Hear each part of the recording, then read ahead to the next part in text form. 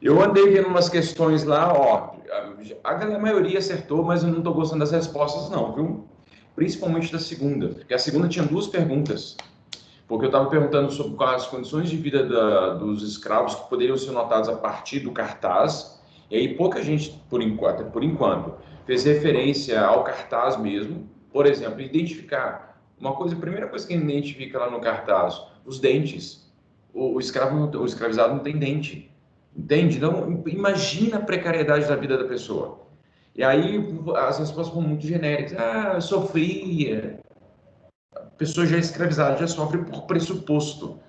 Agora, o que significa esse sofrimento na prática ali? O que está ali no cartaz que indica esse sofrimento? Então, pessoal, todas as vezes que vocês forem responder, eu não sei se vocês ficam com preguiça de digitar, mas as respostas, inclusive, bem curtas, que não desenvolvem um raciocínio mais elaborado. Vamos caprichar nessas respostas abertas aí. Não estou tirando ponto, não, estou tirando ali um décimo, outro, se viaja demais, aí eu tiro alguns décimos ali, mas no geral, assim, estou deixando muita coisa, assim. Mas era isso, moçada, vocês tinham que, porque lá, a partir da análise do cartaz, aí você faz a análise. E aí, enfim. Mas a gente está numa pandemia, gente. Então, assim, mas eu peço mais cuidado com as questões abertas. Não faz de qualquer jeito, não dá um tempo para elas, tá? Ou a gente tinha 2 horas para fazer a prova, então se pega as questões fechadas. Estavam longas, eu sei que estavam longas, mas daria para fazer, enfim. Agora, se fosse no presencial, aí eu queria ver. Mas se fosse, não vai ser mais, porque a gente no 2020, a pandemia, a gente está fazendo virtual. E se vocês aprenderem alguma coisa comigo, principalmente em relação a esses assuntos da escravização de grande parte da população, em relação à questão das leis de terras, mas, sobretudo, o mundo que foi forjado a partir do iluminismo, já terei cumprido a minha missão com vocês no 8º ano. Pois é, o Eusébio de Queiroz, né? Não podia ter esquecido, não. Moçada, sem mais delongas, vamos lá. Vou falar, então, dar prosseguimento ao processo, né, de finalização do Segundo Reinado, a partir daqueles conflitos. Eu lembro que na última aula eu comecei a falar um pouco sobre o conflito que gerou a Guerra do Paraguai, tá? Então eu vou pegar a partir desse ponto e aí eu vou levar as questões que levaram ao fim da monarquia. Muito triste, mas era necessário. A monarquia meio que caiu por si só. Não precisou de muito esforço. Não sabe aquela casa toda capenga assim, sem manutenção? Ela está quase ruindo, alguém vem, sopra, ela cai. Então, aí tá vendo hoje o quórum tá menor mesmo, o pessoal tá viajando. O pessoal não tá querendo nem saber do que é o tal de fim do Segundo Reinado. Deixa eu compartilhar minha tela aí, vocês estão me ouvindo bem. Espero que hoje a gente não tenha problema de conexão, porque assim, nos outros dias que eu tenho aula na outra unidade, geralmente de manhã não dá nenhum problema. Eu tenho muito problema à tarde. As aulas à tarde são assim, meu Deus do céu. Mas de manhã não tem nenhum problema. Geralmente as turmas que eu tenho problema com é o 8º ano de Nova Lima. Muito bem, deixa eu ver aqui, eu peguei, se eu não estiver enganado, eu estava falando aqui, não, estava mostrando esse mapa aqui. Né? A Ana Luísa está aí? Você está aí, Ana Luísa? Tô aqui, Edmar. Foi aqui mesmo que eu parei? Isso. Então, ótimo, obrigado, Ana.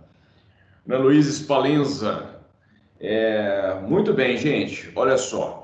Eu estava falando de uma coisa muito importante que a gente precisa lembrar sempre a respeito da Guerra do Paraguai, porque como nós temos uma tradição de termos líderes políticos na República que são militares, obviamente que eles fazem uma exaltação positiva da Guerra do Paraguai. Mas a Guerra do Paraguai, no final das contas, ela significou um grande prejuízo para o Brasil. Em diversas pontes, em diversas partes. Assim, foi um grande prejuízo para o Brasil. Bem, então, assim, a Guerra do Paraguai não tem nada de glorioso em guerra, absolutamente. Guerra é ruim, gente. Guerra é muito ruim. Pessoal, porque eu gosto da Segunda Guerra, mas não gosta nada. São 70 milhões de pessoas que morreram. 70 milhões. Não tem que gostar, não. É um assunto interessante, tudo bem. Mas não tem que gostar da guerra. Guerra é ruim, gente. Guerra mata muita gente, mata sonhos, esperanças, desejos. Guerra mata projetos de vida, pandemias matam projetos de vida, pandemia matam sonhos, amores e por aí vai, né? Então, guerra é ruim, tá? Muito bem. Leiam depois, quando vocês tiverem possibilidade, ano que vem, quando vocês estiverem estudando a Primeira Guerra Mundial, leiam 2 livros. Um, Adeus às Armas, do Ernest Hemingway, que fala sobre a Primeira Guerra Mundial, e o outro que se chama Por Quem os Sinos Dobram, que fala sobre a Guerra Civil Espanhola. Muito interessante, viu? Leia os dois. E também tem um outro maravilhoso também que chama-se Nada de Novo no Fronte, que foi feito por um soldado alemão, que fala também sobre os horrores da guerra. Muito bem. E aí, voltando aqui à Guerra do Paraguai. Guerra do Paraguai, então não tem nada de honroso, é muito sanguinário. Só para vocês terem uma ideia, cerca de quase 90% da população masculina do Paraguai morreu.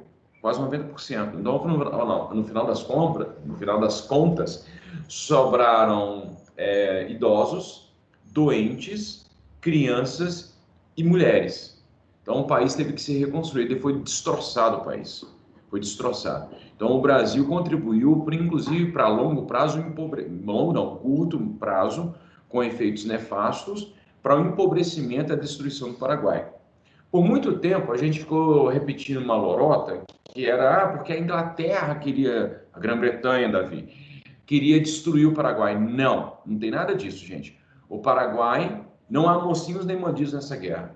O Brasil tinha interesses escusos, o Brasil foi muito sacana com o Uruguai, o Brasil foi sacana com o Paraguai, a Argentina foi sacana com o Uruguai, a Argentina foi sacana com o Paraguai foi sacana com o Brasil, com o Uruguai e com a Argentina. Ou seja, todo mundo, era uma Libertadores. Um time querendo destruir o outro, tá? Mas como nós somos os vencedores da guerra, então a gente passa uma imagem de que Solano Lopes, que era o presidente do Paraguai, era um cara mau, era um cara muito ditatorial, era um cara ambicioso, enfim. Ele era de fato ambicioso, mas também Dom Pedro II era ambicioso. O Venâncio Flores, que era presidente lá do Uruguai, também. O Mitre, que agora eu nunca lembro do primeiro nome dele, mas o Mitre lá da Argentina também era ambicioso, todos eram ambiciosos. Acontece que o Paraguai was the only one, no, it was not the only one, it was one of the two landlocked country in the South America. Ou seja, ele não tem acesso ao mar. Ele precisa, para chegar ao mar, passar pelos rios. Então, a hegemonia sobre os rios era fundamental, né? Para garantir o fluxo de mercadorias. E o Paraguai, além do Gabi te lembrou ali no chat. Bartolomé, ela acha. Quem que é? Bartolomé Mitre, que a Gabi falou. Isso. O Mitre, eu já falei para vocês, o Mitre é parente do Gustavo Mitre, que foi professor de Educação Física de Nova Lima. E eu tô falando sério. É porque essa galera, os Mitres, eles vieram do Líbano, no século, da passagem do século 17 para o 18 para o 19. Aí teve uma galera que foi para a Argentina, e aí depois, um pouco mais tarde, teve uma galera que veio para o Brasil e veio para Minas Gerais. Então, os Mitres aqui de Minas Gerais, eles são parentes do presidente da Argentina, do século 19. Enfim, é tipo assim, a galera que veio para cá, o bisavô deles era primo do presidente da Argentina.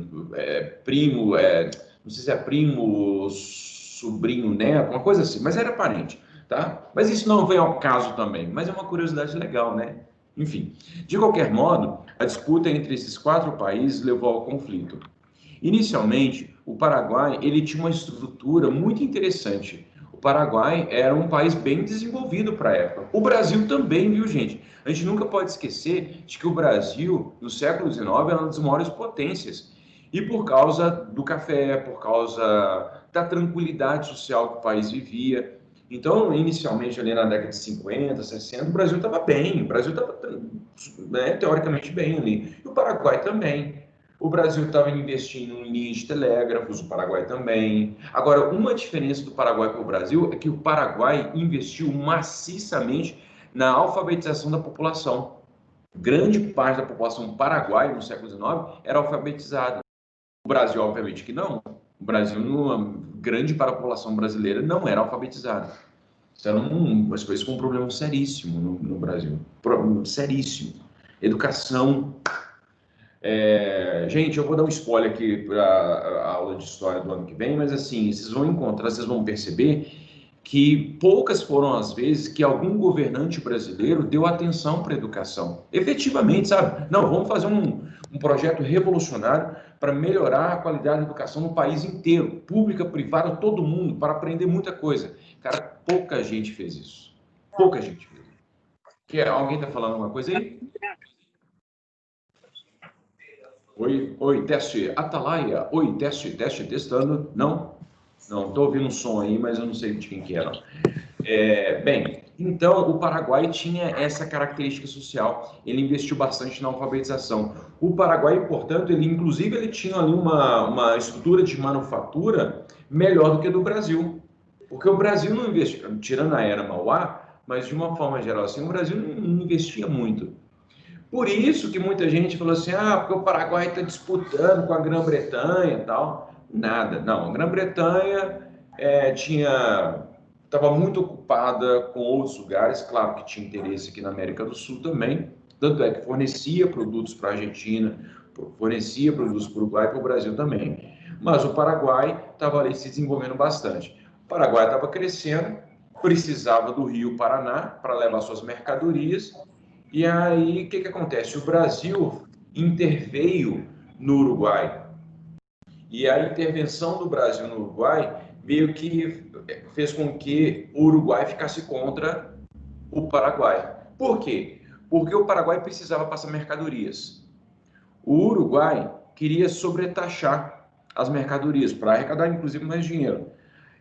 O acordo, o Venâncio Flores, que era o presidente do Uruguai, que foi eleito com a intervenção do Brasil, o Venâncio Flores começou a dificultar a vida do Paraguai para arrecadar mais dinheiro. O Paraguai ficou pé da vida, o Paraguai ficou muito triste, ficou muito chateado, ficou muito chorando, e aí o Paraguai foi invadir o Brasil.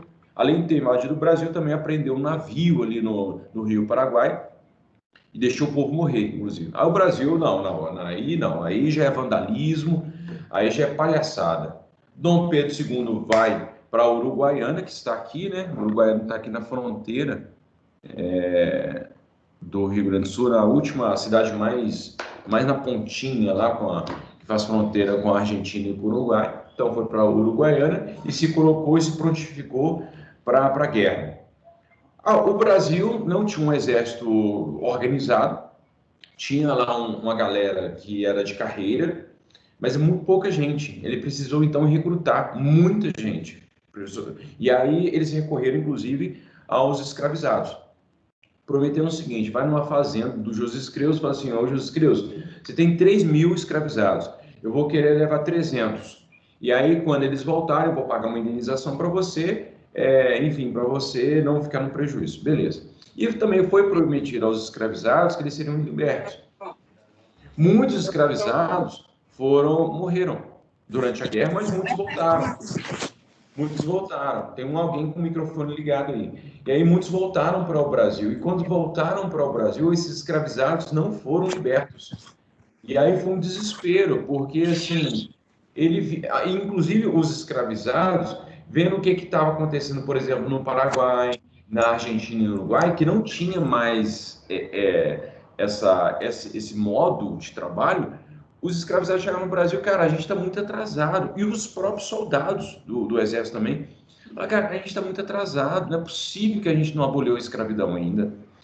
E a escravidão só não foi abolida antes por causa dos interesses dos cafeicultores. A elite econômica brasileira se empenhou bastante em não acabar a escravidão de uma hora para outra. E aí tem uma coisa muito interessante também, que é o fato de que a abolição da escravidão é feita sem pagamento de indenização aos cafeicultores, e também não foi formada uma estrutura para que os ex-escravizados pudessem se integrar à sociedade. Eu insisto muito nesse ponto. Porque o fato de termos jogado milhões de pessoas a sua própria sorte no Brasil tem consequências nefastas até hoje para o Brasil. Porque os descendentes dessa galera nunca conseguiu se integrar à sociedade. Eles foram deliberadamente marginalizados. Enfim, voltando aqui para a guerra. A guerra, ela começou então com a invasão o Solano Lopes, ele ficou muito invocado com o Brasil, e aí ele foi invadiu o Brasil, prendeu o navio, invadiu também a Argentina, e aí a Argentina, o Uruguai e o Brasil fizeram uma aliança, se juntaram lá, vamos super amigos, ativar. Aí eles fazem, né, eles se tornam os Avengers, e aí eles vão atacar o Paraguai. O Paraguai resiste bem no início, sabe? A guerra de 65 até 67, o Paraguai lá bravo, sozinho, né? Ele contra o mundo. E aí pode vir Brasil, pode vir Uruguai, pode vir, e aí encarou assim de frente. Só que ele chega um determinado momento que não dá. E agora é o seguinte, o Brasil não tinha armamento, o Brasil não tinha dinheiro suficiente para manter essa grande quantidade de gente em guerra. O Brasil não tinha uma estrutura de guerra robusta para enfrentar uma guerra desse tamanho. De onde que vai vir a grana que o Brasil, para o Brasil, para o Uruguai, para a Argentina, para formar esse exército, para fazer frente ao Paraguai? Da Grã-Bretanha. A Grã-Bretanha empresta dinheiro e empresta armamento, vende armamentos e empresta dinheiro para a Tríplice Aliança. E no final das contas, Argentina, Uruguai e Brasil vão ficar endividados com a Grã-Bretanha. O Paraguai também. O Paraguai também recorre aos empréstimos dos britânicos. No final das contas, a galera envolve guerra, a Grã-Bretanha está jogando dinheiro na guerra e ela sai com a galera, todo mundo devendo dela, devendo-a, e ela fica de boa. Ela não precisou enfrentar o conflito. E aí, enfim, o que o Brasil ganhou no final das contas? Dívida, um monte de gente morta e uma pequena porção de território onde hoje é o Mato Grosso do Sul. Mais nada.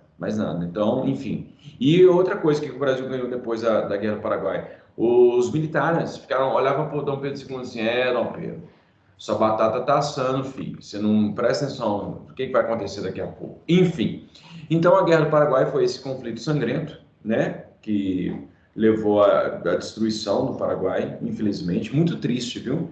E hoje, basicamente, o Paraguai se tornou uma grande zona franca, que a gente vai lá para pegar produtos para vender nas lojinhas de 1,99. Muito bem. Não, quer dizer, aqui é só uma recapitulação. O Lopes invadiu a província de Corrientes, aqui na Argentina, né? A província de Corrientes, ela está aqui, ó. Cadê? Aqui, ó.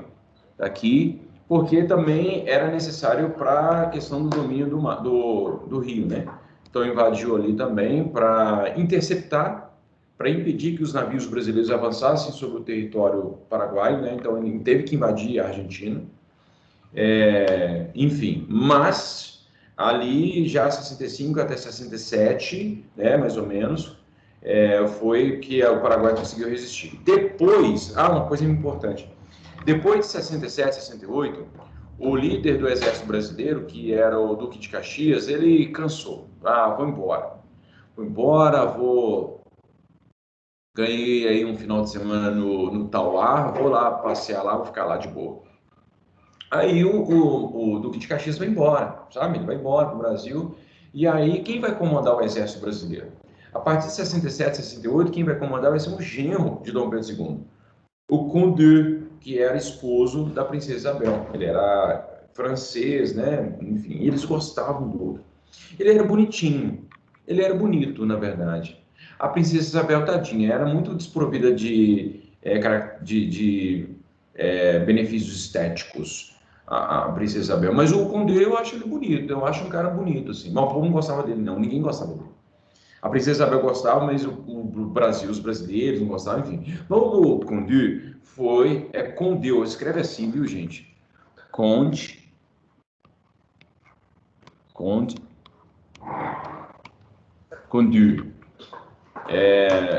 Deve ser um local na França. Vocês que falam francês e conhecem a França de cabo a rabo aí, então vocês me digam, por favor, onde que é esse lugar. Mas porque é sempre conde de algum lugar, sabe? Conde, visconde de algum lugar. Enfim, o Condé, meu francês é maravilhoso. Enfim, ele foi lá e tomou a frente da guerra, né? E basicamente, a partir de 68, vira uma caçada contra os. Então eles vão correr, polícia e ladrão. Aí os Solano Lopes ficam correndo, resistindo com o grupo ali e tal, mas no final das contas o próprio Condé vai participar da campanha que vai assassinar o Solano Lopes e seu filho, que era um adolescente da idade de vocês, 13, 14, 15 anos, enfim. E aí a guerra acaba com o assassinato de Solano Lopes. Enfim, debaixo de uma árvore. E aí Solano Lopes falou assim, cara, que tristeza, velho. Por que vocês não deixaram eu quietinho aqui no meu país? Enfim. E aí o Brasil, o Condé, foi então o líder dessa última batalha. Essa belíssima imagem, uma imagem espetacularmente linda, se eu não estiver enganado, foi feito pelo Vitor Meirelles. E se eu tiver enganado, vocês me perdoam. Mas, enfim, a Batalha do Riachuelo, que foi uma das mais importantes no início da guerra, inclusive, que foi uma batalha pelos rios. A vitória do Brasil sobre o Paraguai, que era praticamente Brasil contra o Paraguai. Desculpa te interromper, mas você pode voltar no outro slide só para eu tirar um print que eu tinha esquecido. Eu não consegui acabar de pegar. Obrigada. Só pelas minhas contas de cabeça aqui, a galera do oitavo ano tá me devendo aí pelo menos uns 10 mil reais, viu? De 10 em 10 reais, já chegou em 10 mil reais. Muito bem, pessoal. A Batalha do Riachuelo, ela foi muito importante no início da guerra. E aí, por quê? Porque aí o Brasil tomou conta das principais vias hídricas, das vias hídricas ali e aí meio que sufocou o Paraguai. O Paraguai não tinha saída. Vai vir suprimento de onde? De avião? Não tinha avião. Vai vir suprimento de onde? Do subsolo? Também não tinha. Enfim, então o Paraguai vai ter que resistir ali com muita dificuldade os próximos anos de guerra, porque não tinha, inclusive, circulação. O Paraguai não tinha como trazer coisas ali dos rios, né? Porque, no final das contas, o Brasil dominou tudo. Muito bem. Então, quais foram, então, as consequências, mais especificamente da Guerra do Paraguai para o Brasil? O Brasil ganhou um pequeno território, onde hoje é o Mato Grosso do Sul. O Brasil o exército ficou fortalecido, e daqui a pouco eu vou voltar nesse assunto do fortalecimento do exército. O Brasil ficou endividado. Muitos escravizados que voltaram não foram alforriados, alguns foram, mas muitos não. Enfim, é isso. E o Paraguai foi completamente destruído. A estrutura do Paraguai, toda a rede ferroviária, a rede de telégrafo, tudo destruído. Tudo destruído. O Paraguai ficou numa situação... Inclusive, o Paraguai, ele ficou devendo ao Brasil. Impuseram ao Paraguai uma indenização. Só que isso nunca foi pago, porque o Paraguai nunca mais teve condições. Enfim, né? Mas aí o Paraguai, ele vai pagando a gente aos poucos, inclusive fornecendo aquele maravilhoso zagueiro que está jogando no Galo, que o cara joga muita bola, né? Que eu esqueci o nome dele, enfim. Mas, enfim, o Paraguai vai pagando a gente aos poucos. Mas o Paraguai é um país muito interessante, viu? É um dos poucos países aqui na América do Sul, na América Latina, de uma forma geral, que tem duas línguas oficiais, o espanhol e o guarani. Os índios paraguaios, eles são parentes dos nossos índios brasileiros que moram ali no estado do Mato Grosso do Sul. Ali era uma grande nação, ali naquela região, era uma grande nação que abrange o Paraguai, Bolívia e o Brasil. Era uma tribo gigantesca, né? Era uma nação indígena gigantesca ali que foi dividida pelas fronteiras. Então, os índios guaranis brasileiros são parentes dos índios guaranis paraguaios. E, inclusive, o Guarani é bem parecido, né? É claro que o Guarani ele acabou sofrendo influência do vocabulário espanhol, do vocabulário português, mas eles são parentes e foi dividido pelos nossos ímpetos colonizadores. E aí a guerra acabou. E aí tem uma figurinha aqui mostrando um navio que parece que o Dom Pedro. Eu, sinceramente, Dom Pedro não foi lá no Paraguai, não, mas enfim, né? Ele foi até Uruguaiana, depois foi para casa, sei lá, foi para o Rio de Janeiro, foi para Petrópolis, tomar lá um chá, enfim, escrever, ficar lá com a Condessa de Barral. Bem, mas tudo que começa tem um fim. Tudo que começa tem um fim.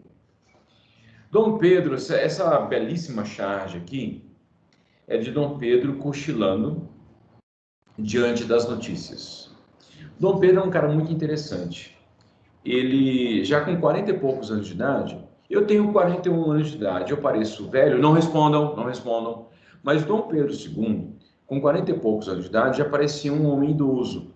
Então ele envelheceu rapidamente, sabe?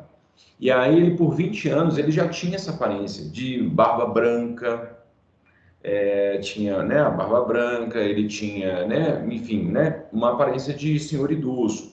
Porque a expectativa de vida das pessoas naquela época também era muito baixa, né? Mas Dom Pedro, então, com essa aparência já de pessoa bastante envelhecida, ele tem uma coisa interessante que ele nunca censurou a imprensa. Ele sempre deixou a imprensa falar o que quisesse. Podia meter o pau nele, podia falar mal dele, não tinha problema algum. Ele deixava as pessoas publicarem.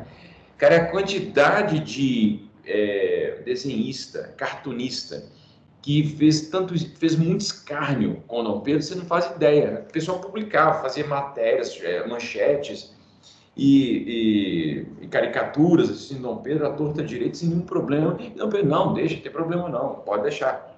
E aí a galera criticava muito o Dom Pedro, principalmente por causa de algumas coisas, assim, sei lá, aconteceu um roubo de coroa, de joias no palácio, Dom Pedro não fazia nada, Dom Pedro tinha lá, muito possivelmente, lá uma relação com a Condessa de Barral, o pessoal desconfiava, então, enfim, nada era feito sobre isso. Dom Pedro, a partir de 1870, começa a viajar pelo mundo, e aí Dom Pedro não participava das discussões políticas, Dom Pedro não se interessava, não falava, não se expressava em relação à questão da escravidão. Enfim, Dom Pedro ele é um cara meio alheio às questões políticas. Em 1870 surge, não havia nenhuma restrição, se você quisesse fundar, por exemplo, um partido comunista, naquele momento você podia, né? Mas a ala mais radical da política brasileira naquele momento eram os republicanos. E aí, em 1870, tinha uma galerinha dentro do Partido Liberal, os mais radicais, eles fundam um manifesto, eles publicam um manifesto republicano, né? E vão fundar depois também o Partido Republicano Paulista. Dessa galera, o que eles queriam? Eles estavam dentro ainda do sistema monárquico, eles estavam propondo a proclamação da República. É isso, né? Eles queriam. E agora eu vou falar uma coisa muito difícil, então vocês parem, por favor, de fazer tudo que vocês estão fazendo para prestar atenção no que eu vou falar agora. O Partido Republicano no Brasil, os militares, jornalistas, comerciantes, até mesmo alguns fazendeiros, essa galera foi muito influenciada pelo positivismo. Digam, o que é positivismo? É pensar positivo sobre tudo? Não. O positivismo é uma corrente filosófica criada por Auguste Comte. Auguste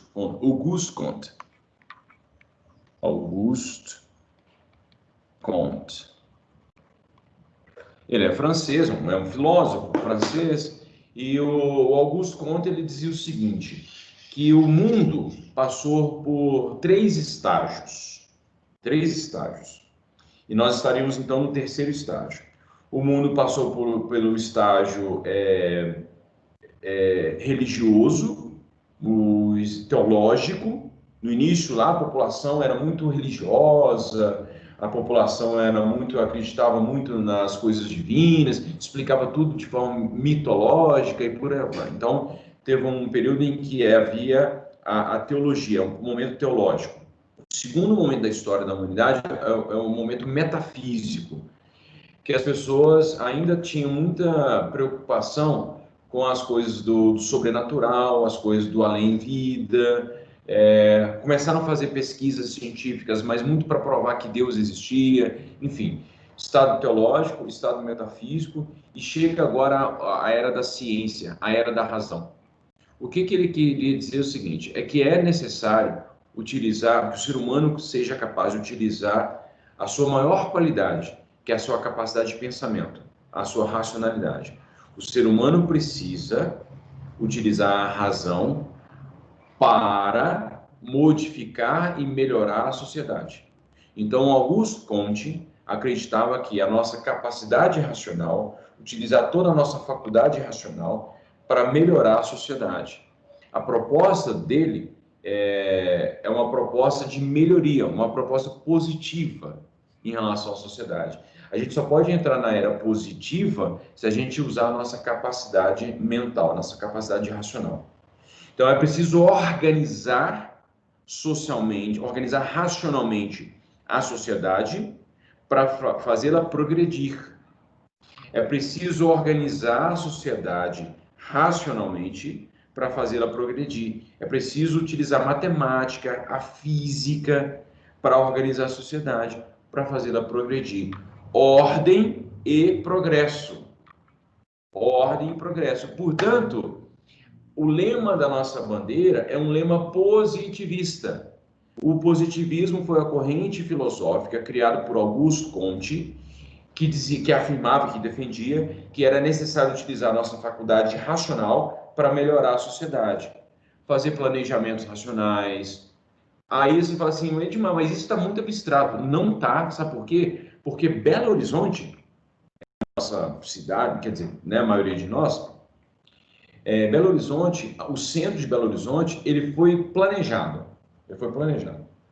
E ele foi planejado segundo as teorias positivistas de organização racional dos espaços. Então, a gente planeja os espaços de forma que a gente possa controlar a população, os movimentos das pessoas.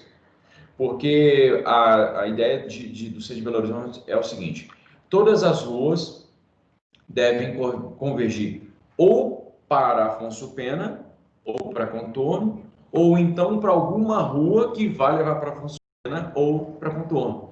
Então, a lógica racional da cidade é essa. E é justamente isso que acontece. Toda rua de Belo Horizonte ou leva para Contorno, ou leva para alguma rua que leva para Contorno.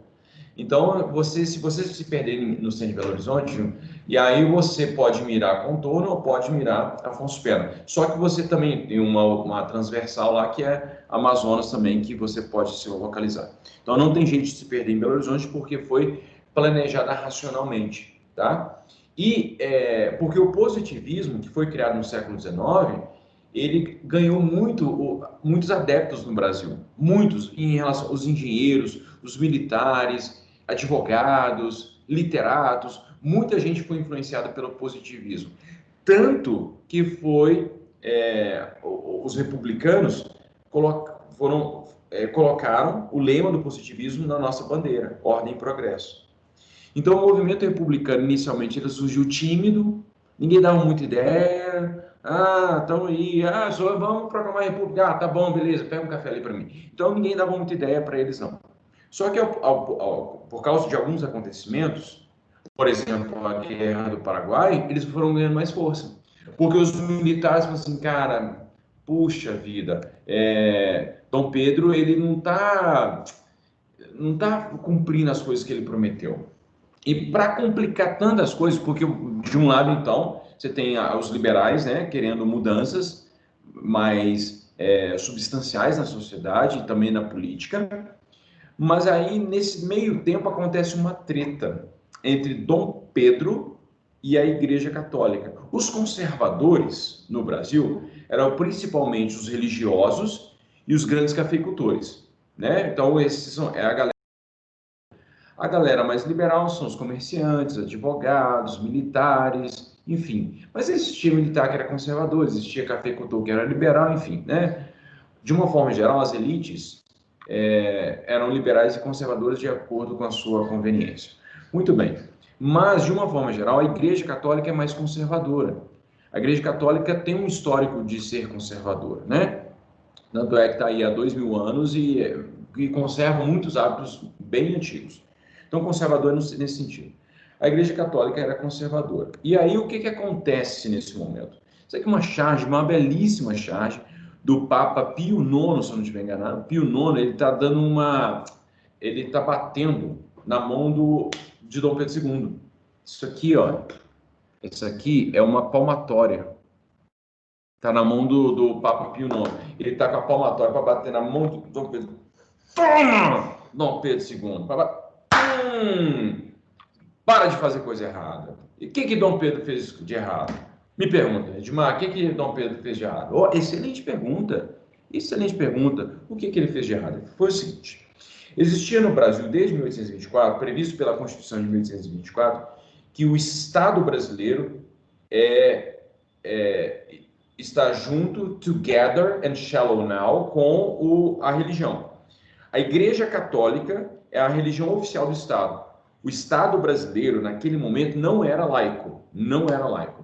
Embora houvesse a permissão de culto para as outras religiões.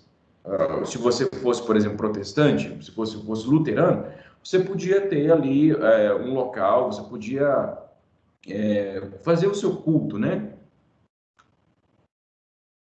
Só que não podia ser público. Tinha que ser privado. Então você podia fazer o seu culto privado. Mas, teoricamente, havia então uma liberdade religiosa. Mas na prática, não muito. As outras religiões eram meio que discriminadas. Meio na piadinha e tal, mas, assim, de uma forma geral, os protestantes, eles eram meio que marginalizados mesmo, enfim. E nem vou falar das religiões de matriz africana, né? O candomblé, as religiões africanas, de uma forma geral, eram totalmente discriminadas. Eram demonizadas, enfim. Mas aí o que acontece? O governo brasileiro, o governo imperial, era um governo patriarcal. Era um governo que tinha uma característica de padroado. O nome desse regime, na verdade, é o padroado. Era um estado religioso. Era uma teocracia. O poder do rei estava ligado ao poder religioso também. E aí o que significa isso na prática? Significa, por exemplo, o Papa Pio IX, ele dava uma ordem. Gente, o mundo, que é a Igreja Católica no mundo inteiro, né? O mundo, seguinte, a partir de hoje, nenhum católico pode comer mandar. Aí o pessoal tinha uma linha de transmissão no WhatsApp, aí o Papa mandava notícia para todo mundo. Quando a notícia chegava para o rei, por exemplo, no caso de Dom Pedro II, ele que ia decidir. Falou assim, vou cumprir ou não. Mas geralmente o rei cumpria. O rei não queria treta com a igreja. O rei cumpria. Tá beleza, a gente anuncia aí. Aí já redistribuía, né, pelos outros grupos de WhatsApp e mandava notícias para todo mundo. A gente avisa os católicos aí, avisa todo mundo que não é para comer carne vermelha mais. Beleza. Só que chegou um determinado momento, em 1872, o Papa, ele mandou uma notícia, falando assim, gente, é para expulsar todos os maçons da Igreja Católica. E o católico não pode mais frequentar a loja maçônica e as lojas maçônicas têm que ser fechadas. O Dom Pedro II, como ele tinha... Eu vou falar um palavrão... Gente, eu vou falar... Aqui, ó, sério. Eu vou falar um palavrão agora, mas assim, se vocês disserem para os seus pais que eu falei esse palavrão, eu vou desmentir na cara dura, tá? Porque eu não falo palavrão. Eu só vou falar agora porque é importante para a matéria, tá? Mas eu vou desmentir. Se você o Edmar falou palavrão. Mentira. Eu estou inventando aí. Qual é o palavrão? Beneplácito. Beneplácito parece um nome de gente, né? Gente mais que viveu no século XIX.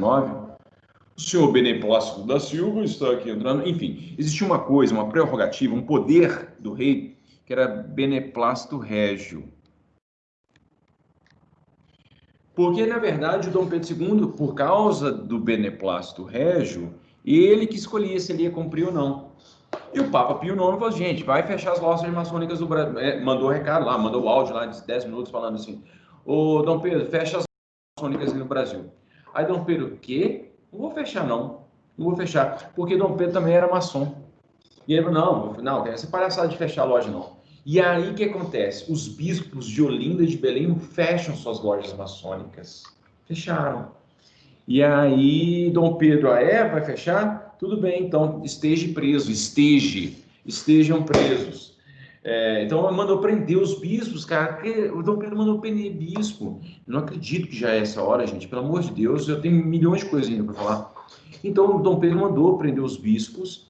E aí isso criou uma situação de animosidade entre o Dom Pedro e a Igreja Católica. E aí a Igreja Católica, pouco a pouco, vai aderir. Imagina, quase 100% da população brasileira era católica. E aí Dom Pedro se desgastou com a Igreja Católica ao mandar prender 2 bispos.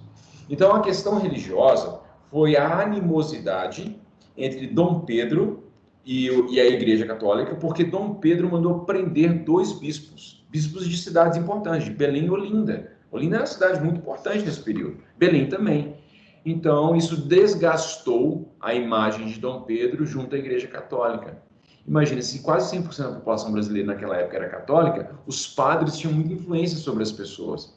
Então, significa que pouco a pouco a população, Dom Pedro, não obedece o Papa para você ver, não. E aí está mostrando aqui o Papa dando bater uma palmatória na mão de Dom Pedro. E aí Dom Pedro com a perninha levantada assim, ui, faço não, enfim. Mas, enfim, no final das contas, então, Dom Pedro a figura de Dom Pedro começa a ruir frente a esse importante grupo que era da Igreja Católica. Bem, e aí, em 1887, já mais no final, né, a Igreja Católica ela vai aderir à causa abolicionista também, e aí vai pressionar também. Então, a relação de Dom Pedro II com a Igreja Católica, de uma forma geral, assim, nunca vai ser restabelecida da forma como ele gostaria. Para piorar a situação, paralelamente a essa situação toda, Dom Pedro... vocês printaram essa tela aqui? Tá tudo printado? Tá tudo printado. Tá tudo printado. Edmar? Sim. Seu comentário. Você acabou de se ferrar que agora a live tá gravada e todo mundo vai ficar sabendo que você falou um palavrão. Ah, que isso, Matheus? Não fala isso não, cara. Não, mas eu vou editar. Tô avisando. Eu vou editar. Beneplácito, não, tipo assim, você chega num churrasco assim, e solta solta no meio da conversa, eles estão conversando, sei lá, de futebol. Não, porque tinha um beneplácito régio, todo mundo, a conversa para na hora. Todo mundo, oi? Todo mundo. Enfim, é um palavrão, né? Beneplácito régio. Não se esqueçam, o beneplácito régio é a prerrogativa que Dom Pedro tinha para obedecer ou não ao Papa, tá? Ele ia decidir, né? Se ele ia, enfim, obedecer ou não. Enfim. Paralelamente à questão religiosa, aconteceu a questão militar. Quando os militares voltaram da guerra, viram que, sim, era uma bagunça. Tava tudo outra coisa. Dom Pedro pagava muito pouco para os soldados, para os militares de uma forma geral. Mesmo os marechais ganhavam muito pouco. E os militares falaram, Dom Pedro, precisa melhorar o soldo dos soldados, o salário, né? Salário é a mesma coisa. Precisa melhorar o soldo dos soldados, porque por estar passando fome, Dom Pedro. Não, esquenta não. Então, eles criam uma animosidade contra Dom Pedro II, porque Dom Pedro II não cumpre as suas promessas em relação à questão da Guerra do Paraguai. E aí, o que os militares começam a fazer? Publicar artigo contra Dom Pedro. Esse Dom Pedro, esse facínora, esse aviltador, esse canalha. E aí começam a meter o pau no Dom Pedro II nos jornais, de uma forma geral. E, inclusive, tem esse coronel Sena Madureira, faz um protesto contra Dom Pedro, e aí Dom Pedro exige que o Deodoro da Fonseca, que era o marechal, que era amigo dele, o marechal Deodoro da Fonseca, era amigo de Dom Pedro II, amigo de carteado, sabe, de passear junto, de fazer churrasco junto, era amigo, tá? E aí o Dom Pedro pegou o WhatsApp e falou, ô filho, pode punir esse Sena Madureira aí que está escrevendo contra o meu governo. Deodoro, não vou punir não. Vou punir não, porque Deodoro só ouviu o áudio e não respondeu, bloqueou o telefone do Dom Pedro II e não quis mais conversa com o Dom Pedro II. Aí Dom Pedro II vai destituir o Marechal Deodoro da Fonseca do cargo de presidente do Rio Grande do Sul. E aí, obviamente, que Dom Pedro e o Marechal começam a ter animosidade entre os dois, né? Dom Pedro começou a querer proibir que os militares se manifestassem por meio dos jornais. Enfim, a partir da Guerra do Paraguai, os militares vão se desgastar muito com Dom Pedro II. Porque, quer dizer, o Dom Pedro II vai se desgastar com os militares, porque ele não cumpriu as promessas de aumento dos salários, e isso fez com que, portanto, os militares, vendo a importância que eles tinham para a sociedade, eu falei, cara, o regime monárquico não nos representa. E aí eles aderem cada vez mais à causa republicana. Então, muitos militares começam, inclusive influenciados pelo positivismo, muitos militares começam a entrar no Partido Republicano. E vão ser os militares os grandes protagonistas da proclamação da República. E aí, com isso, nós temos os militares. Rapidinho, gente, deixa eu ver aqui. Não, dá para contar. Rapidinho. O que acontece no final das contas? Devido ao grande desgaste que Dom Pedro sofreu, depois eu gravo um vídeo explicando isso mais detalhadamente, tá? Devido ao grande desgaste que Dom Pedro sofreu, ele acabou, enfim, indo lá para Petrópolis. Os militares articulam um golpe para o dia 20 de novembro de 1889. Mas notícias, fake news, vão antecipar esse golpe contra Dom Pedro. O golpe, na verdade, não foi contra Dom Pedro. O golpe foi contra o presidente do Conselho de Ministros, que era o Visconde de Ouro Preto. Eles vão destituir o parlamento do Brasil. O 15 de novembro não é a proclamação da República, quer dizer, é a proclamação da República, mas inicialmente ela não começou. O Marechal Deodoro da Fonseca não chega para Dom Pedro e fala assim: meu filho, vai embora que a gente cansou de você. Não foi isso. O Marechal vai até o gabinete dos ministros e anuncia para o presidente do conselho, o Visconde de Ouro Preto, fala assim: o senhor está destituído. E aí o Visconde de Ouro Preto pega a mala dele, pega a Ferrari dele e vai embora. Aí a notícia chega para Dom Pedro. E o Marechal vai embora para casa dormir. Ele estava cansado, estava doente e tal. E aí o pessoal faz uma articulação para falar que no lugar do Visconde de Ouro Preto, Dom Pedro iria nomear um arquirrival do Deodoro da Fonseca. E aí o Deodoro da Fonseca anuncia da sua cama a seguinte frase: então anuncie o povo que a República está proclamada. Então, o 15 de novembro, que é um feriado que a gente adora, porque não tem aula, foi anunciado de uma cama, de um moribundo. A nossa independência do Brasil foi anunciada pelo Dom Pedro I, que estava com dor de barriga, e a proclamação da República foi feita por uma pessoa acamada. E aí nós temos os feriados, 7 de setembro, que não é importante por causa da independência, e o 15 de novembro por causa de um homem que estava acamado. E aí, nossa proclamação da República, na verdade, foi um golpe militar. Gente, eu vou gravar